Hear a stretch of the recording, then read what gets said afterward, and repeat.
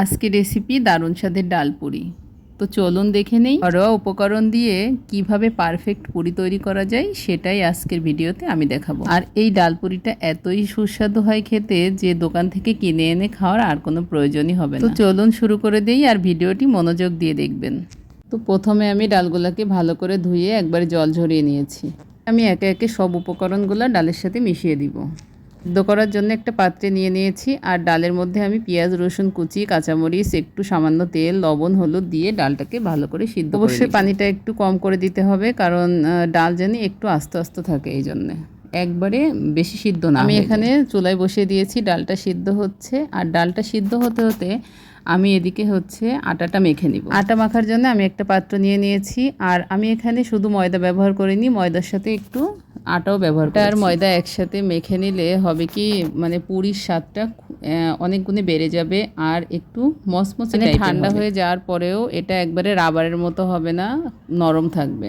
তো আমি এখানে সামান্য তেল আর লবণ দিয়ে হচ্ছে ভালোভাবে ময়দাটাকে মেখে নিয়েছি। কিছুক্ষণের জন্য ঢেকে রাখবো। আর এদিকে এই যে ডালটা সিদ্ধ হয়ে গেছে, এখন আমি ডালটাকে শুকিয়ে নেব একটু কড়াইতে। ডালে যে এক্সট্রা জলটা আছে ওইটা আমি এখন একবারে শুকিয়ে নেব কড়াইতে দিয়ে।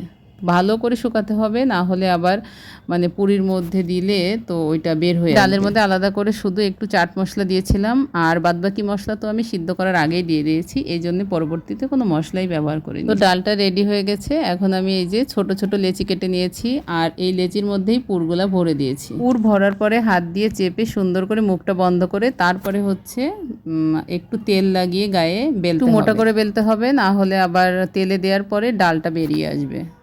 পুরির মধ্যে যদি তেল ঢুকে যায়, ডালটা যদি তেলের মধ্যে বেরিয়ে যায়, তাহলে খুবই একটা বিশ্রীকার ব্যাপার হবে, আর খেতেও বেশি ভালো লাগবে। যখন হচ্ছে পুরিটা বেলবেন আপনারা, তখন অবশ্যই খেয়াল রাখবেন যেন ডালটা বাইরে বেরিয়ে না আসে, আর মুখটা ভালো করে বন্ধ করে দিবেন। এখানে কয়েকটা একসাথে বেলে নিচ্ছি আমার সুবিধার্থে। আর আজকের ভিডিওটা কেমন লাগলো অবশ্যই জানাতে ভুলবেন না। ভালো লাগলে অবশ্যই ভিডিওতে একটি লাইক করে দিবেন। পুরিটা খেতে কেমন হয়েছিল অবশ্যই জানাতে ভুলবেন না। ধরনের সহজ রেসিপি পেতে আমার পেজটাকে একটু ফলো করে রাখবেন। সবাই ভালো থাকবেন, বাই।